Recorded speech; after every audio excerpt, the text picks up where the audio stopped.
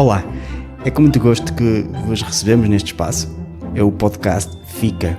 E este episódio pertence ao módulo 2, em que estamos a tentar responder à pergunta: o que aconteceu no tempo de Jesus? Se apreciarem este episódio, podem ajudar-nos a continuar este trabalho. Por exemplo, subscrevendo o canal e partilhando com outras pessoas. Vamos já passar ao episódio de hoje. Esperamos que gostem.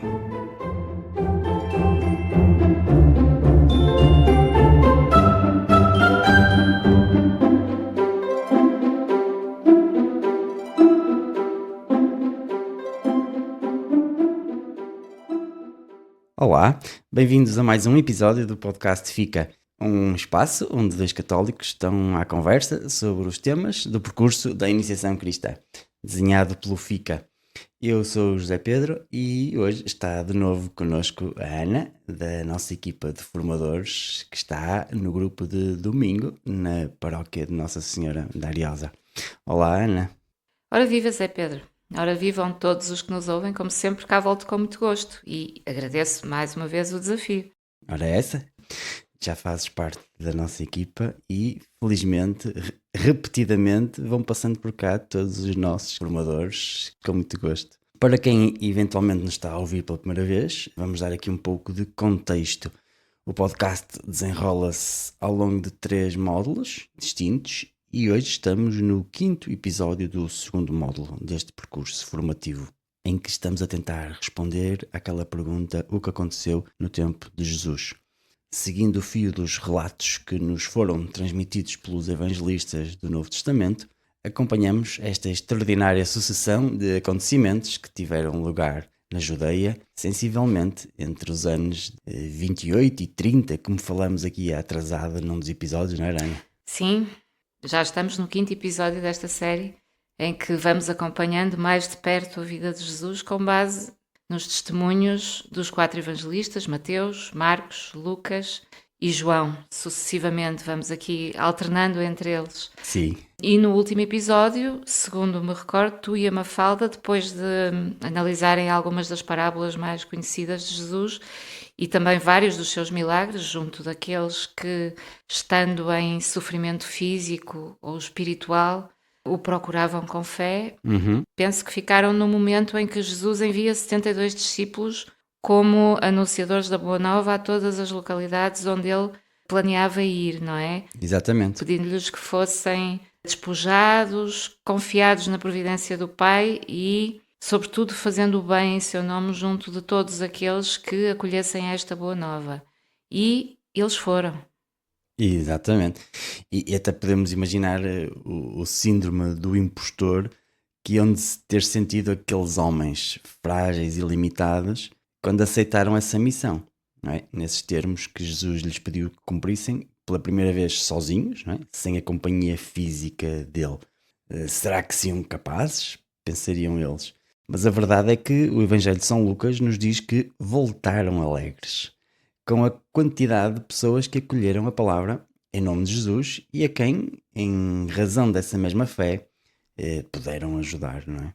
Sim, esse é um termo muito marcante. Voltaram alegres, voltaram cheios de felicidade por aquilo que conseguiram, em nome de Jesus, operar junto daquelas pessoas.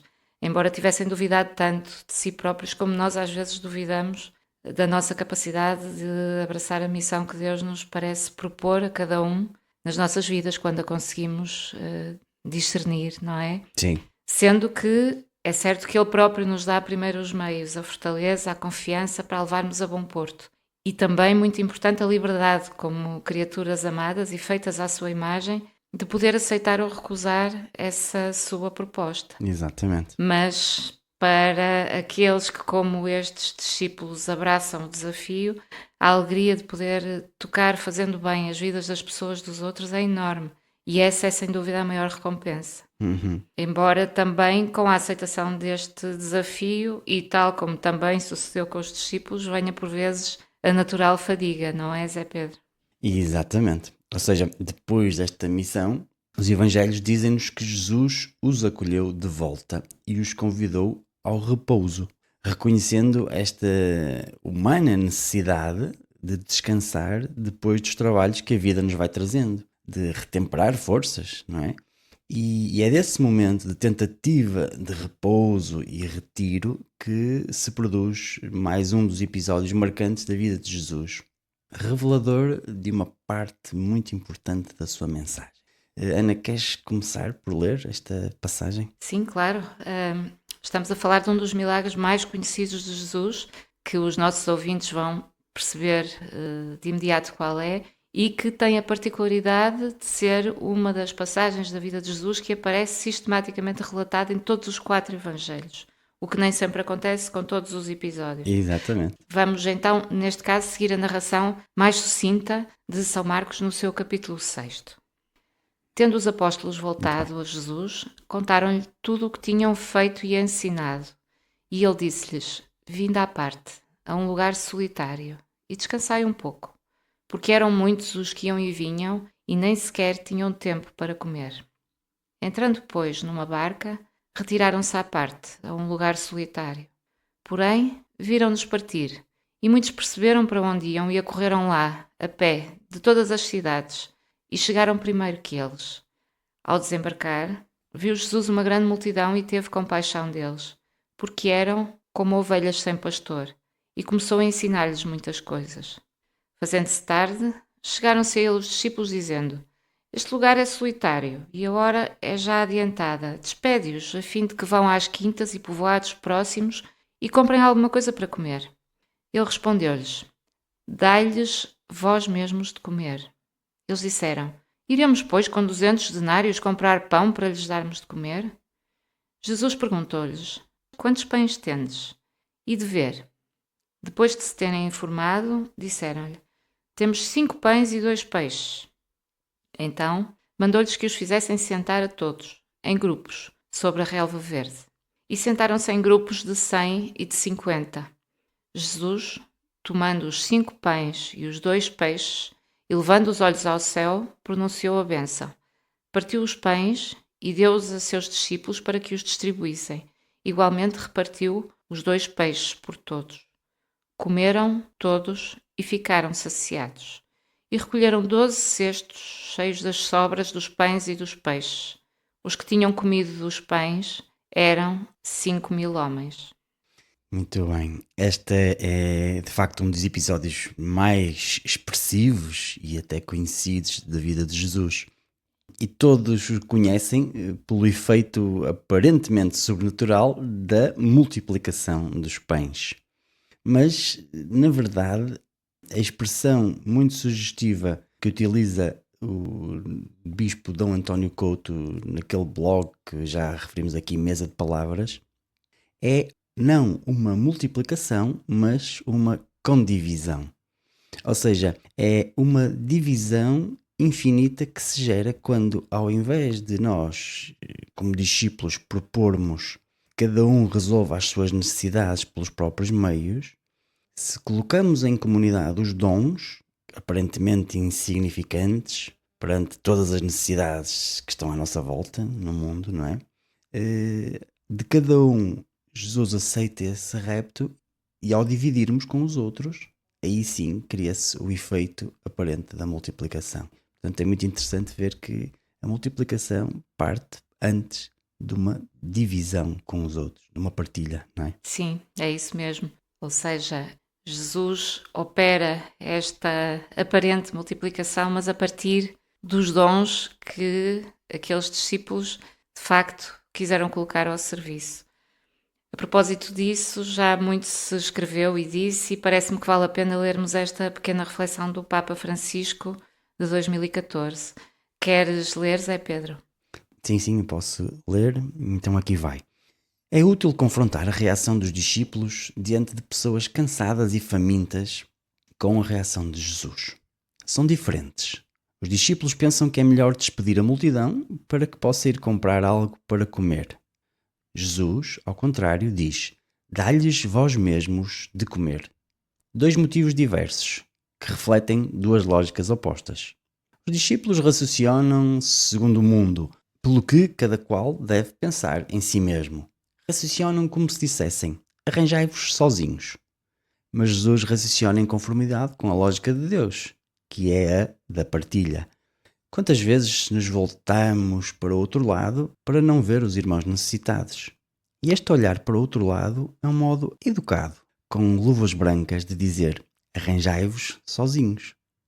E isto não é de Jesus, isto é egoísmo. Se ele tivesse despedido as multidões, muitas pessoas ficariam sem comer. Ao contrário, aqueles poucos pães e peixes compartilhados e abençoados por Deus foram suficientes para todos. Mas atenção, não se trata de uma magia, mas de um sinal. Um sinal que nos convida a ter fé em Deus, Pai Providente, que não nos faz faltar o nosso pão de cada dia, se nós soubermos compartilhá-los como irmãos. É mesmo. Depois deste episódio extraordinário, que inevitavelmente nos remete e nos faz pensar para o que Jesus mais à frente vai instituir como Eucaristia, os Evangelhos dizem-nos que Jesus fez embarcar de imediato os discípulos para regressarem ao seu local de origem. E ele próprio ficou a despedir a multidão e depois retirou-se em oração, eximindo-se a triunfalismos. Pois. São João diz-nos mesmo no seu Evangelho que aquela gente, ao ver o sinal milagroso que Jesus tinha feito, dizia: este é realmente o profeta que devia vir ao mundo. Por isso, Jesus, sabendo que vinham arrebatá-lo para o fazerem rei, retirou-se de novo, sozinho, para o monte. Pois, isso está muito bem sublinhado, porque não era de todo o caminho que Jesus queria dar à sua missão.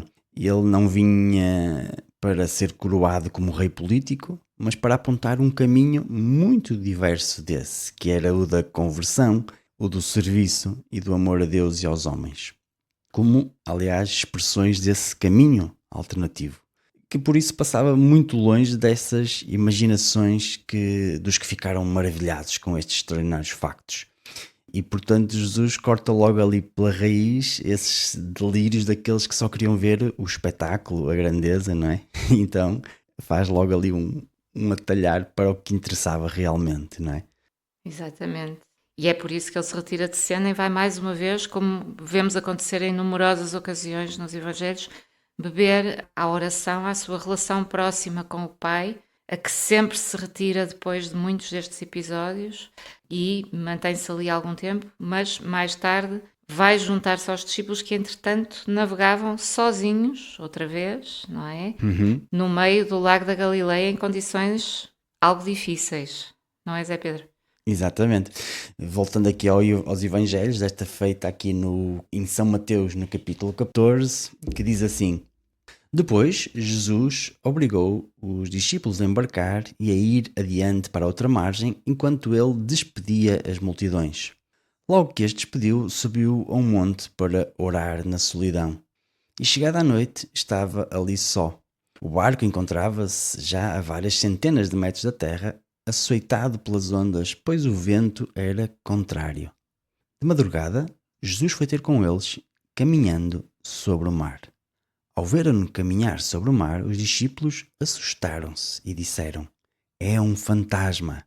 E gritaram com medo.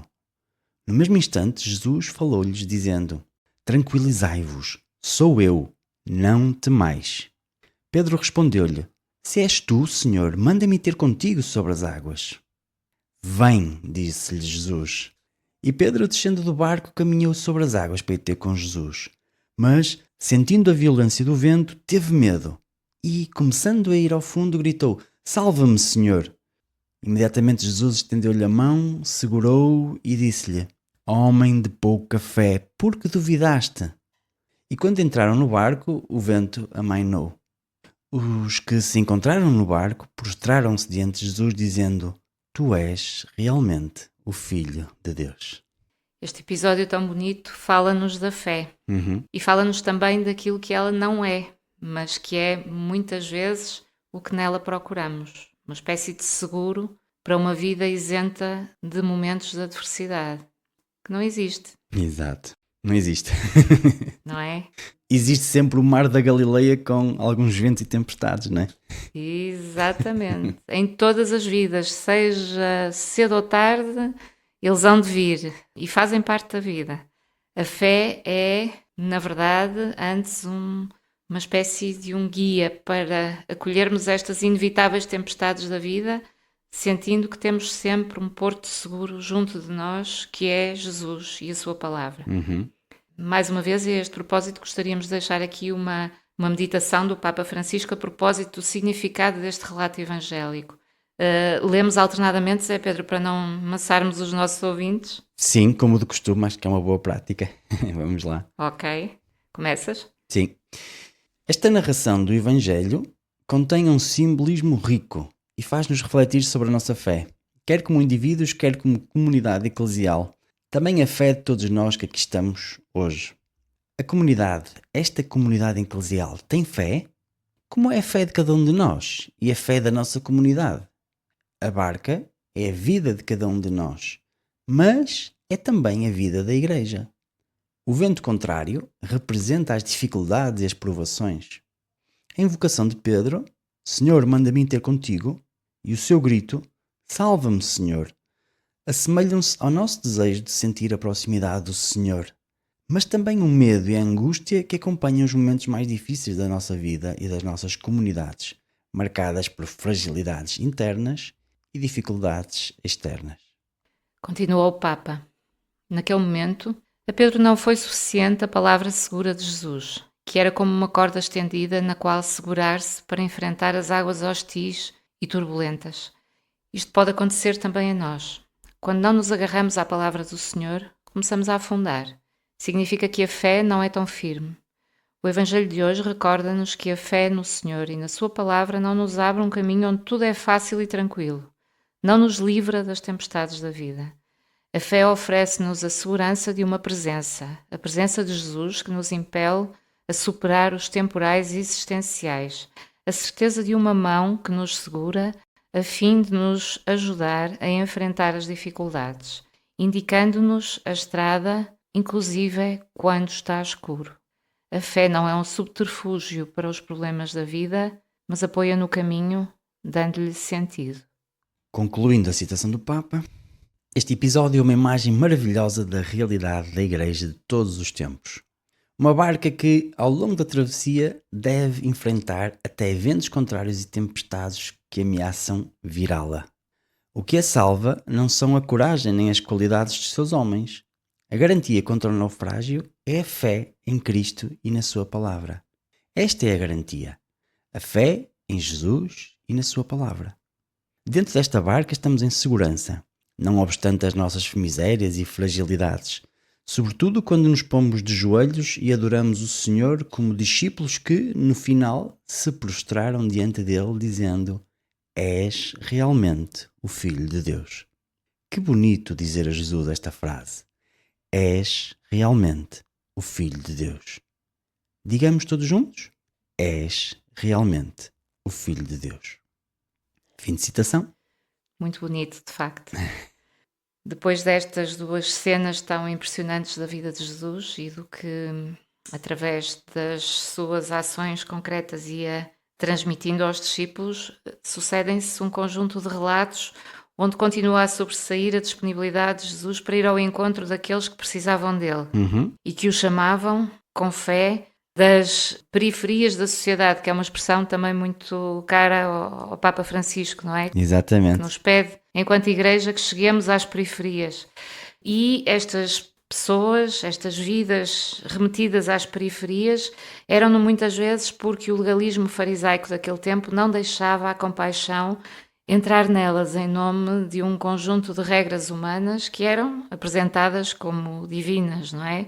Os chamados impuros, os leprosos, os cegos, os surdos, os paralíticos, cujo pecado, vemos até numa certa passagem dos Evangelhos, vemos os circunstantes de Jesus a discutir se quem tinha pecado tinham sido eles ou os seus pais e tinham recebido aquela provação como punição pelo seu pecado. Exatamente. E havia esta preocupação de procurar a culpa, mas não o cuidado em acolher e em ajudar e em fazer agir a misericórdia junto daquelas pessoas, que é o que Jesus vai fazer, não é? Exatamente. O próximo episódio que vos trazemos Está citado no Evangelho de São João, no capítulo 5 em concreto, e é um desses exemplos de que referias, de uma pessoa impura, em que Jesus vai operar a cura de um paralítico de Betsaida.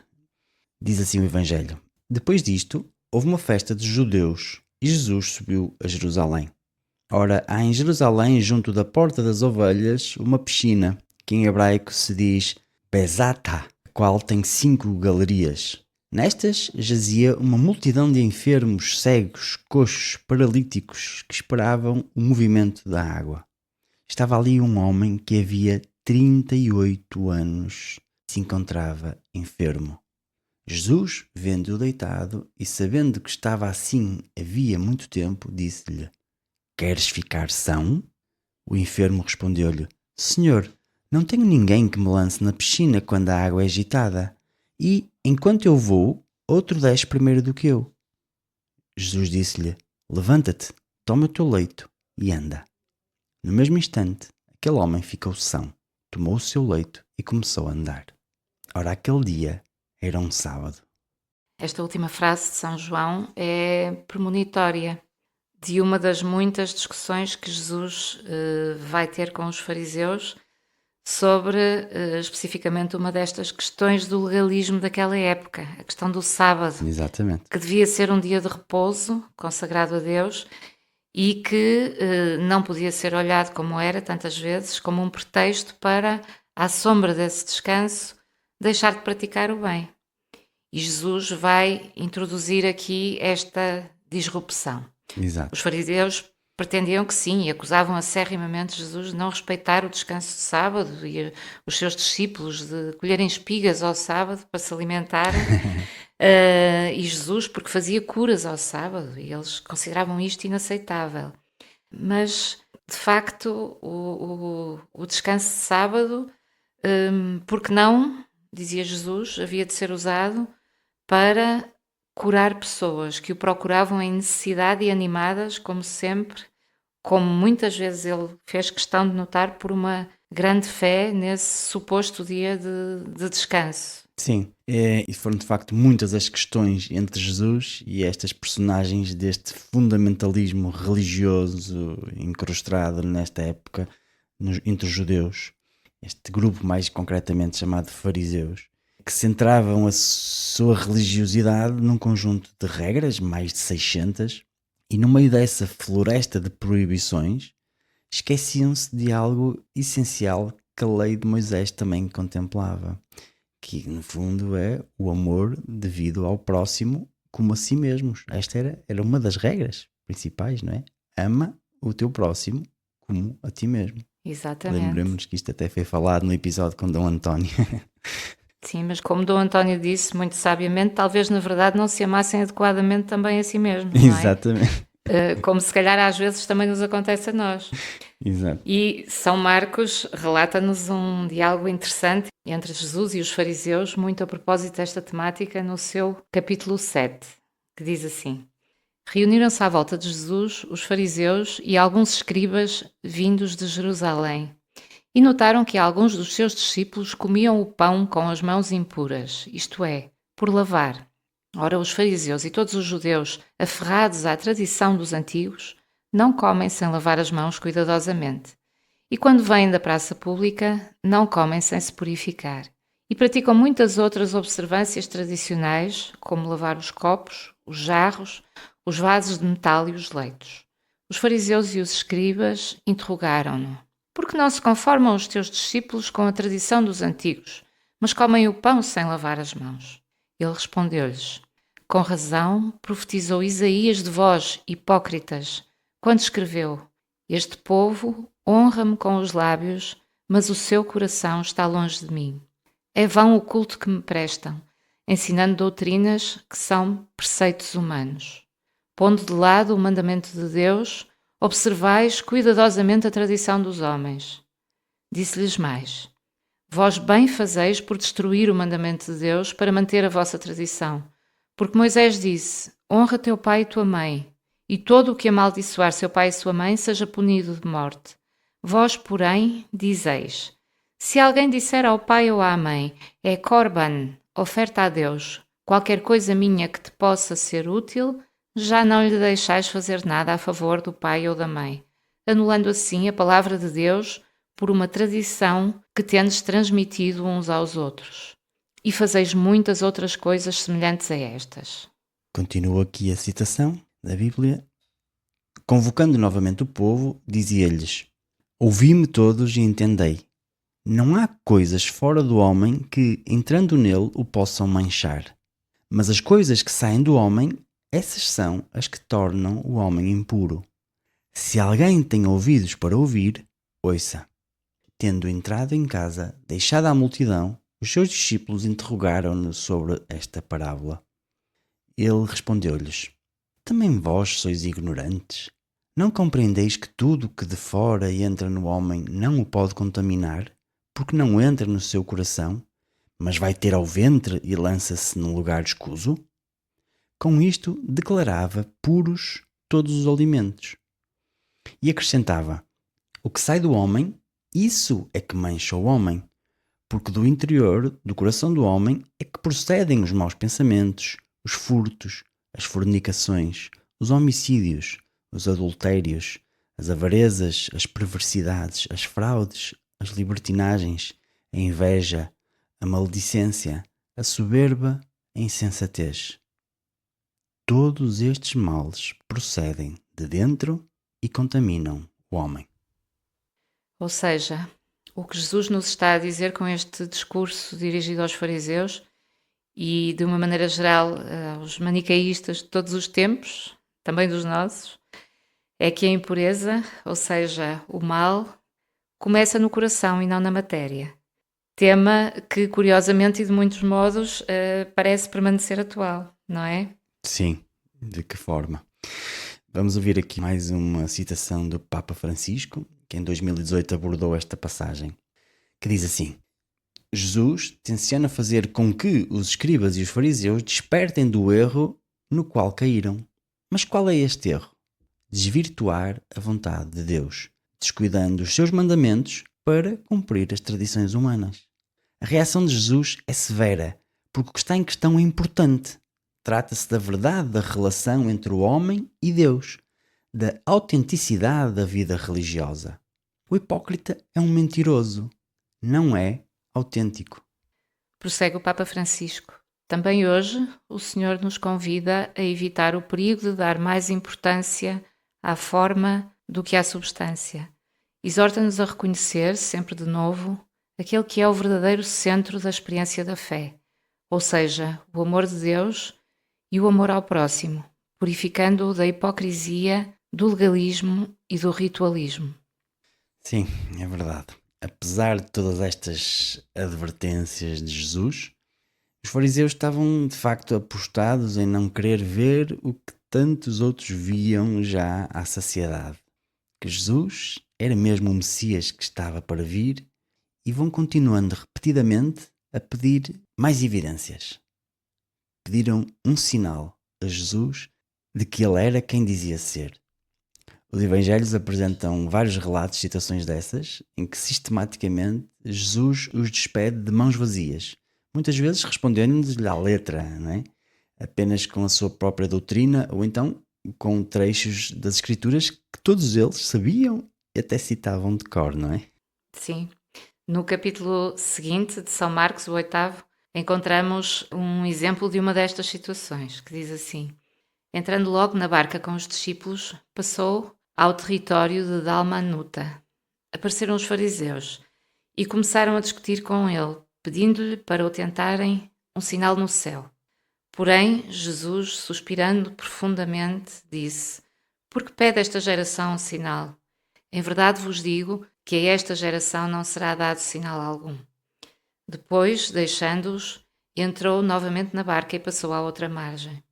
Ora, os discípulos esqueceram-se de levar pães e não tinham consigo na barca mais do que um. Jesus advertia-os, dizendo: Evitai com cuidado o fermento dos fariseus e o fermento de Herodes. E eles comentavam entre si: É que não temos pão. Conhecendo isto, Jesus disse-lhes: Por que estáis a discutir que não tendes pão? Ainda não refletistes nem entendestes? Ainda tendes a vossa inteligência obscurecida? Tendes olhos e não vedes, e tendes ouvidos e não ouvis, já não vos lembrais? Quando parti os 5 pães para 5.000 homens, quantos cestos cheios de pedaços recolhestes? Eles responderam: 12. E quando parti 7 pães para 4.000, quantos cestos de pedaços recolhestes? Responderam: 7. E dizia-lhes: Como é que ainda não entendeis?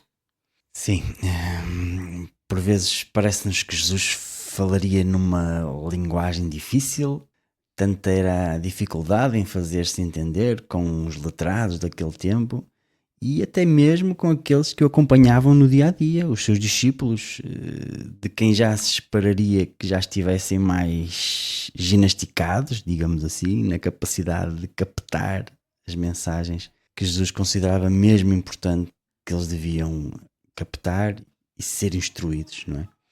Sim, de facto, nesta cena vemos-los aqui de novo perdidos, fixos na materialidade, no não terem trazido pão, quando Jesus se referia em sentido figurado ao fermento dos fariseus, no sentido do mau exemplo, dos princípios que orientavam este grupo de letrados daquele tempo.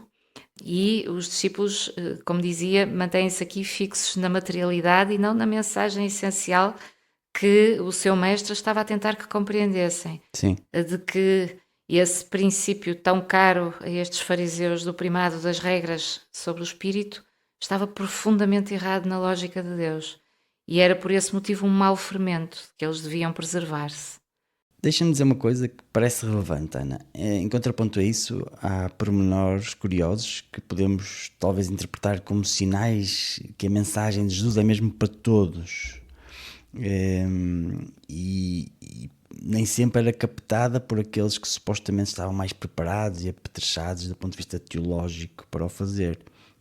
No entanto, havia outros que provavelmente entendiam melhor a mensagem. Recordas-te de algum exemplo que a este propósito possamos deixar aqui aos nossos ouvintes? Sim, assim de repente lembro-me de um exemplo, mas diria que talvez fosse oportuno fazermos primeiro agora a nossa pausa. O que achas, Zé Pedro? Acho ótimo. Então ficaria para seguir ao intervalo, certo? Certo, parece-me que era uma boa ideia. Tá bom. Então até já. Até já. Citando uma frase conhecida, a Igreja Viva não é um clube de gente perfeita. Pela vontade de Jesus, é um lugar para a mudança gradual de gente comum. Tal como nós, tal como tu. Fica conosco.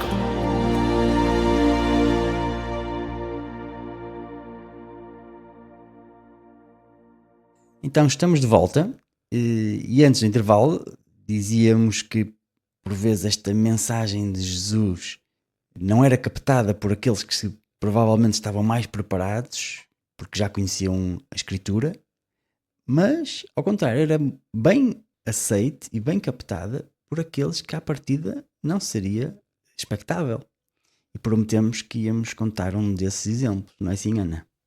Sim, recordei-me do exemplo daquela mulher estrangeira, uma cananeia, e portanto uma gentia completamente fora da vivência do mundo judaico, do Deus único revelado a Abraão, proveniente, no caso dela, de um povo ainda, naquela altura, politeísta, mas que na sua aflição de mãe de uma filha gravemente doente veio ao encontro daquele homem, de quem ouvira dizer tantas maravilhas e de quem intuíra também poder esperar um auxílio. E mulher esta a quem Jesus dá numa primeira abordagem uma resposta aparentemente distante, fria, mas ela ainda assim não desiste. E Jesus reconhece a sua fé, admira-a mesmo e permite-se então agir nas vidas daquelas duas pessoas. Vamos ler? Sim. Então passo a citar aqui o capítulo 7 de São Marcos, que diz assim: Partindo dali, foi Jesus para os confins de Tiro e de Sidónia, tendo entrado numa casa que não queria que ninguém o soubesse. Mas não pôde ocultar-se, pois logo uma mulher, cuja filha estava possessa do espírito imundo, logo que ouviu falar dele, foi lançar-se a seus pés. Era uma mulher gentia, de origem cirofenícia, que suplicava-lhe que expulsasse da sua filha o demónio. Jesus disse-lhe: deixa que primeiro sejam fartos os filhos, porque não está certo tomar o pão dos filhos e lançá-lo aos cães. Mas ela respondeu-lhe: assim é, Senhor, mas também os cachorrinhos comem debaixo da mesa das migalhas que caem dos filhos. Ele disse-lhe: por esta palavra que disseste, vai, que o demónio saiu da tua filha. Voltando para casa, encontrou a menina deitada na cama e o demónio tinha saído dela. Esta passagem começa sempre por me fazer alguma impressão nos ouvidos. Sim. Acho que nos faz a todos, não é? Verdade. Porque é tanta rispidez inicial de Jesus. Palavras duras estas que proferiu, na verdade, em resposta à solicitação desta mulher. Mas, de facto, era aos judeus que Jesus tinha sido primariamente enviado. Era este o povo que durante séculos fora preparado para acolher o Messias. E, naquele tempo, os judeus chamavam de facto cães aos povos gentios. Pois. Há que compreender o que é dito em função do contexto da época, não é? Sim, Ana, e se me permites, também no contexto daquele episódio. Porque se nós recapitularmos, puxarmos a fita atrás, o que tinha acontecido nos dias anteriores de Jesus, ele andava nos bate-boca, se podemos usar esta expressão, com os fariseus e os doutores da lei. Isto podemos imaginar, estava extremamente desiludido, triste, desanimado, porque aquele povo para quem ele tinha sido enviado não fazia caso, não queria ouvir. E não é de sumenos, nós vemos que Jesus se retira para além do território de Israel, o que não aconteceu muitas vezes, pelo menos no Evangelho assim relatado, e portanto ele vai para uma casa de alguém que podemos imaginar que é judeu, que lhe dá guarida, vai, digamos assim, descansar daquele cansaço que tinha, está desiludido, está triste, podemos imaginar, e quando no seu recato quer descansar, aparece-lhe alguém inesperado. E eu gosto aqui de pensar que Jesus é humano e que no início provavelmente não estava com tanta vontade assim para aceitar o desafio daquela mulher. Mas podemos também ver a perspectiva que provavelmente aquela resposta ríspida poderá ter sido uma provocação de Jesus.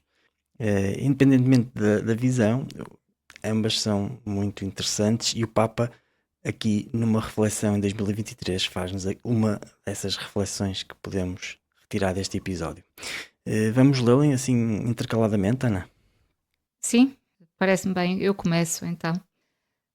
Vemos que Jesus muda de atitude e o que o faz mudar é a força da fé da mulher. Reflitamos, pois, brevemente acerca destes dois aspectos, a mudança de Jesus e a fé da mulher. A mudança de Jesus. Ele dirigia a sua pregação ao povo eleito.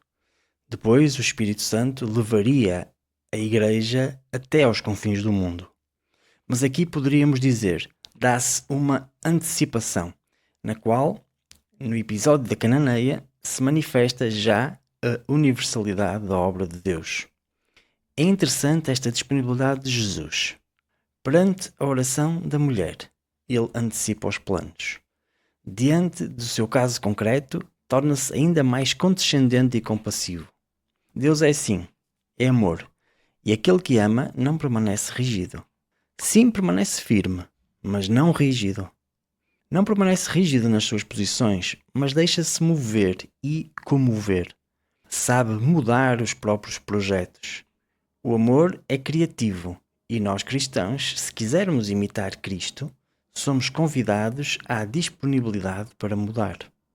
Como nos faz bem nas nossas relações, mas também na nossa vida de fé, sermos dóceis escutarmos verdadeiramente, deixarmos-nos comover por causa da compaixão e do bem dos outros, como fez Jesus com a cananeia.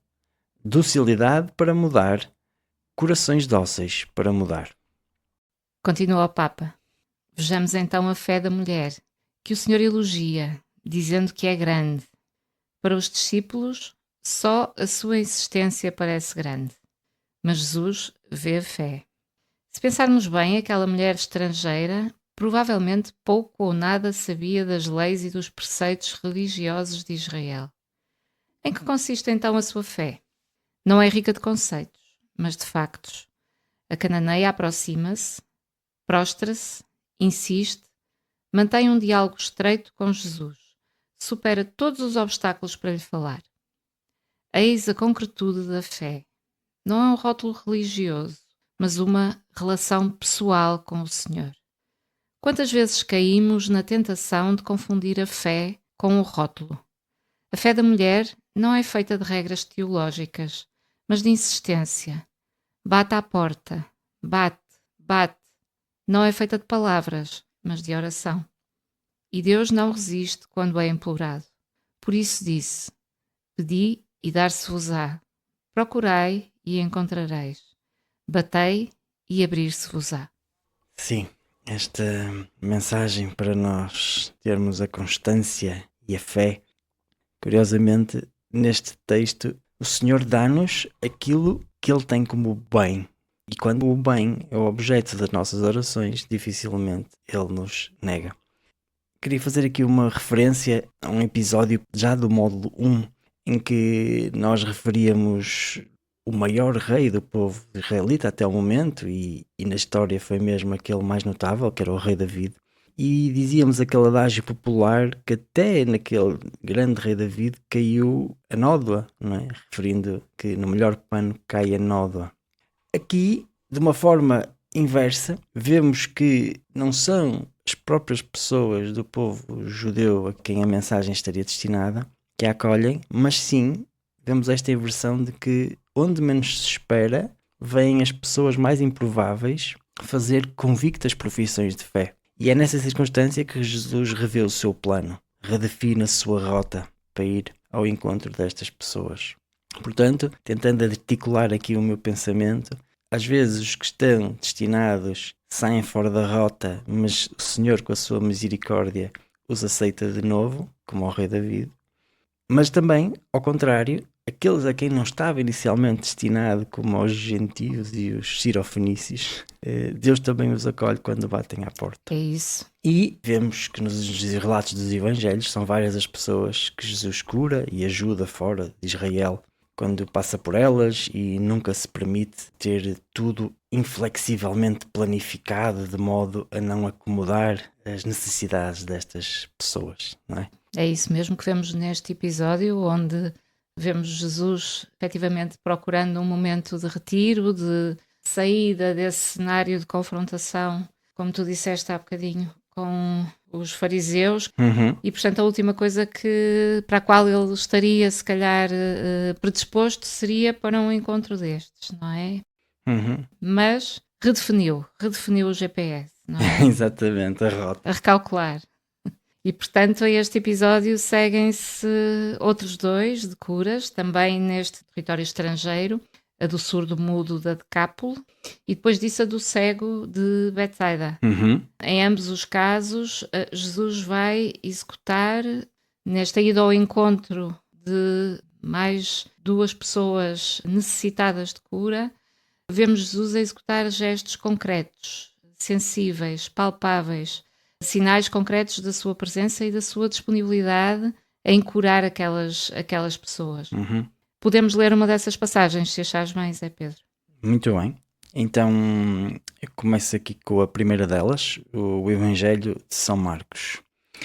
Jesus, deixando o território de Tiro, foi novamente por Sidónia para o mar da Galileia, atravessando o território da Decápole. Trouxeram-lhe um surdo-mudo e pediam-lhe que lhe impusesse as mãos. Então Jesus, tomando-o à parte, de entre a multidão, meteu-lhe os dedos nos ouvidos e tocou-lhe com a saliva na língua. Depois, levantando os olhos ao céu, deu um suspiro e disse-lhe: Efatá, que quer dizer abre-te. Imediatamente se lhe abriram os ouvidos, se lhe soltou a prisão da língua e falava claramente. Ordenou-lhes que a ninguém o dissessem. Porém, quanto mais lhe o proibia, mais o divulgavam.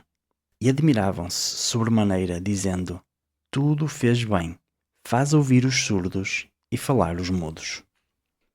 Perante todas estas aparentes contradições, em que os discípulos, por vezes, não são eles próprios capazes de ver além das aparências ou dos seus próprios sonhos ou desígnios para aquele tão extraordinário mestre, e ao mesmo tempo que os mais improváveis o proclamam como Messias, Jesus sente, a dada altura, a necessidade de fazer uma clarificação junto dos apóstolos e de gerir as expectativas deles também. Sim, e é o que vamos ver no Evangelho de São Mateus, no capítulo 16, onde encontramos esse relato a que te referes. Diz assim: Tendo chegado à região de Cesareia de Filipe, Jesus interrogou os seus discípulos, dizendo: Quem dizem os homens que é o Filho do Homem? Eles responderam: Uns dizem que é João Batista, outros que é Elias, outros que é Jeremias ou algum dos profetas. Jesus disse-lhes: E vós, quem dizeis que eu sou?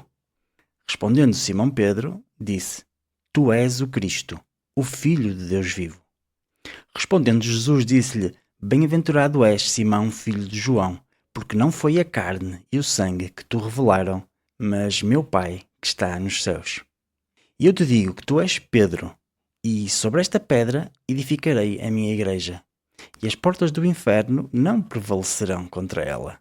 Eu te darei as chaves do reino dos céus, e tudo o que ligares sobre a terra será ligado também nos céus, e tudo o que desatares sobre a terra será desatado também nos céus. Depois ordenou aos seus discípulos que não dissessem a ninguém que ele era o Cristo. Este texto do Evangelho encerra aqui o início do ministério de São Pedro, daquilo que Jesus encomendou, digamos assim, a este Pedro que vimos acompanhando e vendo como é tão humano, tão impulsivo, tão capaz do melhor e do pior, mas é este homem com estas limitações que Jesus encarrega da desafiadora missão de ser guardião das chaves do reino dos céus, ou seja, de Sim. ser o responsável pela condução, ele e os seus sucessores até hoje, os papas, serem os responsáveis pela condução desta barca da Igreja. Sim, Ana, é aqui que nós, católicos, é nesta passagem que nós vemos a autoridade de Pedro, do Papa, não é? Exatamente. Ou seja, tudo que ligares será ligado, tudo que desatares será desatado. Portanto, quando muitos críticos da Igreja dizem que a Igreja é uma invenção humana dos homens, não podiam estar mais desfasados do Evangelho, porque é aqui Jesus que dá autoridade. Jesus quis um representante à frente da sua Igreja. E, como dizias, é um representante que é falho, que é alguém que tem defeitos. Mas Deus sabe disso. O que ele diz é que, a seguir, vamos saber mais tarde, ele vai-lhes dar capacidade para que não falhem no momento-chave, enviando-lhe o Espírito Santo, não é? Isso mesmo. O Papa Francisco diz numa das suas meditações que a fé que Simão acaba de manifestar é a pedra inabalável sobre a qual o Filho de Deus quer construir a sua igreja, ou seja, a comunidade. E a igreja vai sempre em frente na fé de Pedro, nessa fé que Jesus reconhece em Pedro e, portanto, faz dele a cabeça da igreja. Portanto, Ana, podemos admitir daqui que o fundamento da comunidade chamada igreja é a fé, não é? É a fé que anima toda a igreja e o seu líder. Exatamente. A fé e a vontade expressa de Deus, através de Jesus, que neste momento foi exposta desta forma tão clara perante a profissão de fé de Pedro. Exato. No entanto, esta cena não vai terminar aqui, não é, Zé Pedro? Verdade. Com efeito, até tem uma continuidade algo surpreendente. Se não vejamos, diz assim o Evangelho. Desde então começou Jesus a manifestar a seus discípulos que devia ir a Jerusalém e padecer muitas coisas dos anciãos, dos príncipes dos sacerdotes e dos escribas, ser morto e ressuscitar ao terceiro dia. Tomando-o Pedro à parte, começou a repreendê-lo, dizendo: Deus tal não permita, Senhor, não te sucederá isto. Ele, voltando-se para Pedro, disse-lhe: Retira-te de mim, Satanás. Tu serves-me de escândalo, porque não tens a sabedoria das coisas de Deus, mas dos homens. Impressiona esta mudança de registro, não é verdade? Sim, de que maneira? Como é que o homem a quem Jesus diz que vai ser o alicerce da sua igreja, a quem acaba de chamar bem-aventurado pela fé que manifesta, é, tão pouco tempo depois, tão severamente repreendido por Jesus, apenas há alguns minutos, Sim. não é? Também a este propósito podemos encontrar um texto muito apropriado e desafiador do Papa Francisco para nos ajudar a tirar o melhor desta leitura para o nosso próprio amadurecimento pessoal na fé. Sim, eu tenho aqui esse texto e posso começar por ler, dando de seguida alternância na leitura. Diz assim: as palavras de Jesus não são compreendidas, porque os discípulos têm uma fé ainda imatura e demasiado ligada à mentalidade deste mundo. Pensam numa vitória demasiado terrena e por esta razão não compreendem a linguagem da cruz. Perante a perspectiva de que Jesus possa falhar e morrer na cruz, o próprio Pedro rebela-se e diz-lhe: Deus te livre de tal, Senhor, isso não há de acontecer. Ele acredita em Jesus, Pedro é sim, ele tem fé, acredita em Jesus, acredita, quer segui-lo, mas não aceita que a sua glória passe pela paixão. Para Pedro e para os outros discípulos, mas também para nós, a cruz é uma coisa desconfortável, a cruz é um escândalo, enquanto Jesus considera um escândalo fugir da cruz, o que significaria fugir da vontade do Pai, da missão que Ele lhe confiou para a nossa salvação. Pensam numa vitória demasiado terrena e, por esta razão, não compreendem a linguagem da cruz. E o Papa continua assim: como é que isto pode ser compreendido? Acontece a todos nós. Em momentos de devoção, de fervor, de boa vontade, de proximidade ao nosso semelhante, olhamos para Jesus e vamos em frente. Mas nos momentos em que Ele vai ao encontro da cruz, fugimos.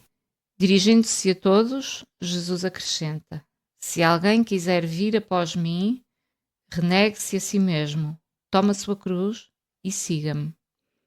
Desta forma, ele mostra o caminho do verdadeiro discípulo, realçando duas atitudes. A primeira é renegar-se a si próprio, o que não significa uma mudança superficial, mas uma conversão, uma inversão de mentalidade e de valores. A outra atitude é tomar a própria cruz. Não se trata apenas de suportar pacientemente tribulações diárias, mas de suportar com fé e responsabilidade aquela parte do esforço, aquela parte do sofrimento que a luta contra o mal implica. A vida dos cristãos é sempre uma luta. A Bíblia diz que a vida do crente é uma milícia, lutar contra o espírito maligno, lutar contra o mal. Assim, o compromisso de tomar a cruz torna-se participação com Cristo na salvação do mundo. Pensando nisto, façamos com que a cruz pendurada na parede da casa ou a pequena que usamos ao peito seja sinal do nosso desejo de nos unirmos a Cristo no serviço aos nossos irmãos com amor, especialmente aos mais pequeninos e mais frágeis. A cruz é um sinal santo do amor de Deus, é um sinal do sacrifício de Jesus e não deve ser reduzida a um objeto de superstição ou uma joia ornamental. Para nós cristãos, hoje em dia, a cruz é o nosso símbolo, é o símbolo da nossa fé, da nossa religião. Que atrasado ouvia um comentário que isto não foi sempre assim. Até ao século IV, dizem os estudiosos que os cristãos faziam-se comunicar entre eles e os símbolos mais apropriados para a fé cristã eram os peixes, um alfa e um ômega. Portanto, só a partir do século IV é que a cruz passou a ser a representação desta nossa fé. E o motivo, Ana, nós podemos perceber que está nesta explicação do Papa. A cruz, naqueles tempos do Império Romano, significava escândalo, significava condenação, significava falhança, significava culpa. E ora, os cristãos sabiam que seguir a Jesus não era nada disso, então havia esta dificuldade de se associar a esta imagem. Mas foi sim, a partir do século IV, como dizia, a partir do imperador Constantino, que ele próprio se converteu ao cristianismo, ele através da sua mãe, também antes disso, que a mudança de mentalidade nesta sociedade romana, e os cristãos puderam finalmente fazer-se valer da cruz como algo que dá esperança, dá alegria, da qual cada um de nós tem que se submeter para passar a porta da vida, não é? Ou seja, a cruz passou a ser um sentido positivo. É isso. A porta que Jesus disse que era estreita, mas que merece a pena ser passada. Sim, eu não sei se alguma vez ouviste esta explicação, mas eu gosto muito desta explicação da cruz, visualmente. Então, a cruz é formada por duas hastes, ou duas peças de madeira. E uma... 2 braços. Sim, 2 braços, e um está ao alto, na vertical, e outro está ao baixo, na horizontal. Isto é evidente, não é? E nisto podemos ver a ligação que Jesus veio fazer da linha vertical que une o céu e a terra, não é? A linha que vai para Deus, a linha divina, com a linha horizontal, com todos nós na terra, que somos homens e mulheres, que através desta cruz nos agarramos a Deus. Outra perspectiva interessante é ver no sinal da cruz um sinal de mais, não é? Quando passamos pela cruz, vamos sempre mais ricos, mais fortes, mais além. Ou seja, Ana, esta mensagem final que ser cristão não é um caminho de facilidades, mas de perseverança, mesmo quando parece que há caminhos mais simples a tomar, não é? Não é uma corrida de 1000 metros, mas se calhar algo mais demorado, tipo uma maratona, não é? É isso. E nessa maratona há escolhas para fazer, há decisões para tomar, e tomar esta nossa cruz não implica que nós nos desmoralizemos com as dificuldades que vamos encontrando no caminho, mas aceitamos que é mesmo assim. Tem sombras, tem luzes, mas a grande novidade é que não estamos sozinhos, não é? Eu estarei convosco até ao final dos tempos. Concordas? Claro que sim, completamente. O braço horizontal da cruz encarrega-nos pessoalmente de não permitirmos que ninguém esteja sozinho.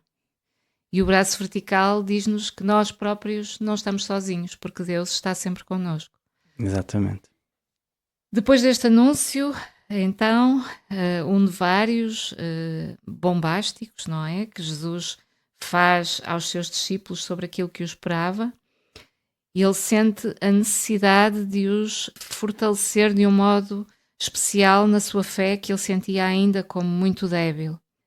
Mas este episódio já vai um bocadinho longo, não é? E portanto parece-me que se calhar esse será um tema para o próximo. O que achas, Zé Pedro? Sim, é melhor deixar esse tema para o próximo. Nunca esquecendo esta mensagem que tivemos aqui hoje. Deus acredita em nós. Podemos ver isso na pessoa de Pedro. Deus acredita em Pedro. É em ti que eu vou fundar a minha igreja, na tua fé. Agora, ele sabe que nós homens, nós mulheres, vacilamos e no caminho vamos errar. E Jesus mostra-nos claramente qual é o discernimento a tomar nessa hora. E esse discernimento é negar-se a si próprio, não confiar nos seus instintos, não confiar nas suas próprias vontades, e dar-nos o ensinamento maior, que é fazer a vontade do Pai. Aliás, é isso que nós rezamos no Pai Nosso, não é, Ana? Exatamente. Seja feita a vossa vontade.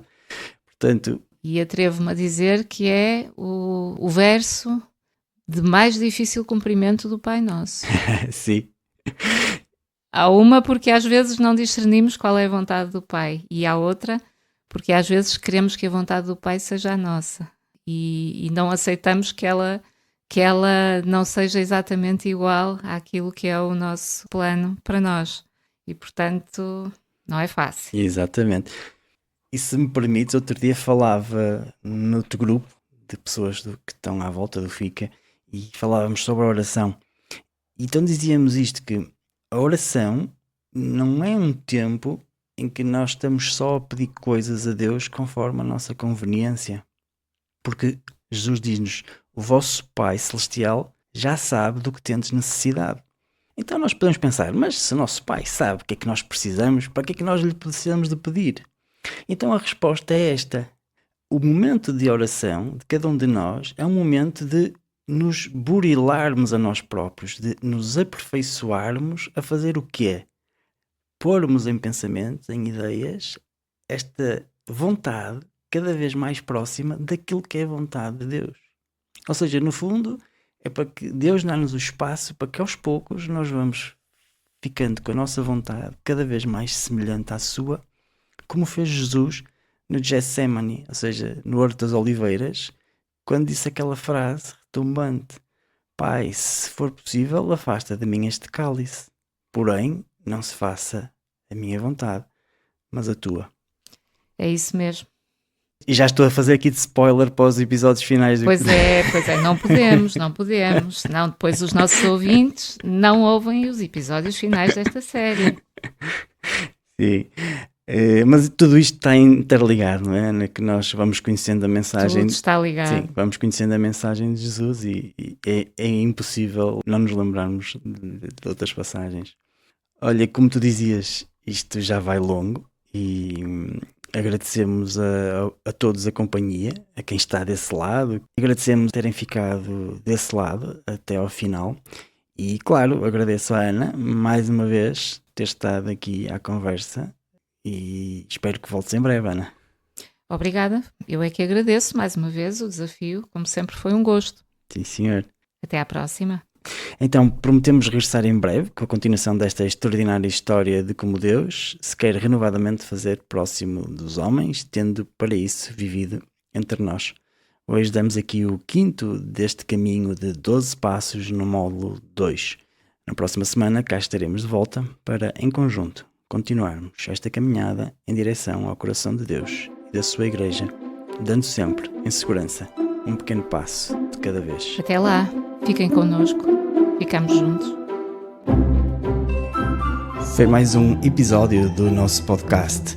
Se gostaram do que ouviram, podem ajudar-nos a continuar, podem dar-nos o vosso feedback enviando comentários, subscrever o canal, partilhar com quem possa gostar. Na próxima semana estaremos de volta. Até lá, fiquem connosco que ficamos juntos.